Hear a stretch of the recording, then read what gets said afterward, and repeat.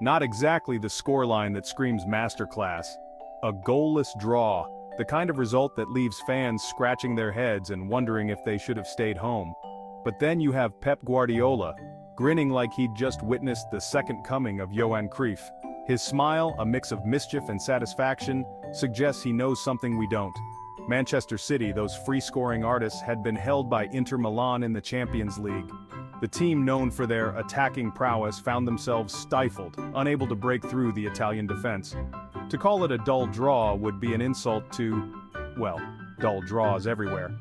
The fans, expecting fireworks, were instead treated to a tactical stalemate that left them yearning for more. Yet Pep was practically giddy. His excitement was palpable, as if he had just pulled off a masterstroke that only he could see. Had he bumped his head on the dugout ceiling, or was there something more to his joy? Perhaps a hidden strategy that only the keenest of eyes could decipher. Was this some elaborate mind game? Dear reader, buckle up. In the world of Pep Guardiola, nothing is ever as it seems. Every move, every smile, every gesture could be part of a grander plan. This is Pepland, and logic takes a back seat here. In this realm, unpredictability reigns supreme, and the unexpected is the norm. So sit tight and enjoy the ride, because with Pep at the helm, you never know what's coming next. Imagine a toddler with a drum set.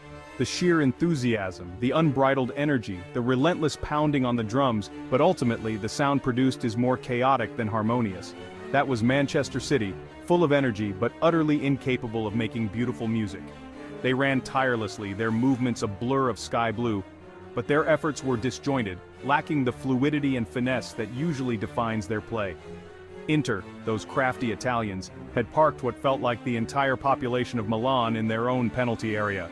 Their defense was a fortress, an impenetrable wall of black and blue, frustrating every attempt by City to break through. Erling Haaland, the goal machine, spent more time waving at crosses than actually connecting with them. His usual precision and lethal finishing were nowhere to be seen, as he found himself isolated and starved of service. Kevin De Bruyne, usually a maestro of midfield, resorted to hopeful long balls that wouldn't have looked out of place in a rugby match. His vision and creativity were stifled by Inter's relentless pressing, forcing him into uncharacteristic errors. Frustration was etched on every sky-blue face. The fans, who had come with high hopes and expectations, watched in dismay as their team struggled to find a way through the resolute Inter defense. Except Pep's, of course. He was still beaming. Perhaps he saw something others didn't, or maybe he was just putting on a brave face for the cameras. Either way, his calm demeanor was a stark contrast to the tension on the pitch. As the clock ticked down, the urgency in City's play increased, but so did the desperation. Every missed opportunity, every blocked shot, added to the mounting pressure. Inter's goalkeeper was a wall, making save after save, and each successful defensive play was celebrated like a goal. They were determined to hold on, to deny City any chance of a breakthrough. City huddled together, trying to come up with a new strategy, a new way to unlock the stubborn Inter defense. But time was not on their side, and the final whistle loomed ever closer. And then, it was over.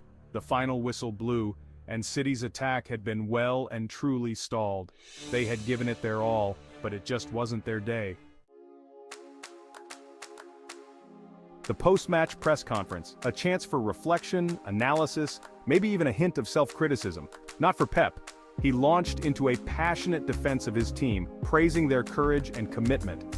As for Inter, well, they'd committed the cardinal sin of defending well. They defended deep, Pep declared, with the air of a man revealing a profound truth. They put many players behind the ball. It was as if Inter had reinvented the very concept of defensive football, and Pep, ever the innovator, was mildly impressed. Section 4. Inzaghi shrugs. Just another Tuesday. Meanwhile, in the Inter Milan camp, Simone Inzaghi was busy ordering a celebratory pizza. A point at the Etihad against the European champions, job done. We suffered, Inzaghi admitted, but we suffered together. It was a masterclass in Italian understatement. They'd frustrated City, stifled their attack, and escaped with a point. And they'd done it all while making Pep Guardiola question the very fabric of reality. Not bad for a Tuesday night. Section 5. The beautiful game according to two men. And there you have it, folks. Two managers, two completely different interpretations of the same 90 minutes. Pep, the philosopher king, saw beauty even in a goalless stalemate.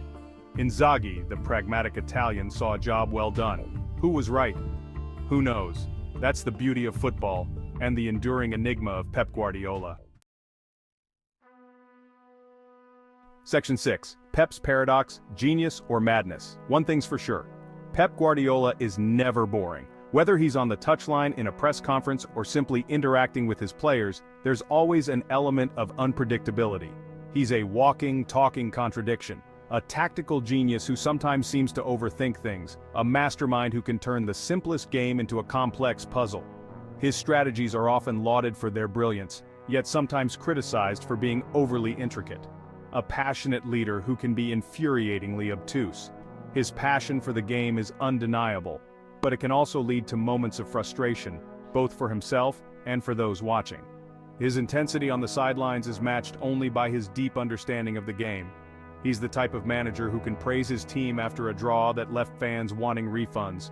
His post-match comments often reflect a different perspective, one that values the process over the result. To him, a draw can be a step forward, a sign of progress, even if it leaves fans scratching their heads. And somehow, it kind of makes sense. In the world of Pep Guardiola, football is an art form, a canvas on which he paints his vision. His thoughtful expressions during press conferences reveal a man constantly in search of perfection. Because in Pep's world, football isn't just about winning. It's about style, about philosophy, about pushing the boundaries of what's possible. His teams are known for their fluid, attacking play, their ability to control the game and dictate the tempo. It's about creating something beautiful on the pitch, something that fans can admire, even if the results don't always go their way. His training sessions are a testament to his commitment to this philosophy, with every drill designed to enhance the team's collective understanding, even if that means occasionally drawing 0-0 and pretending to enjoy it. For Pep, the journey is just as important as the destination, and every match is an opportunity to learn, to grow, and to push the limits of what his team can achieve.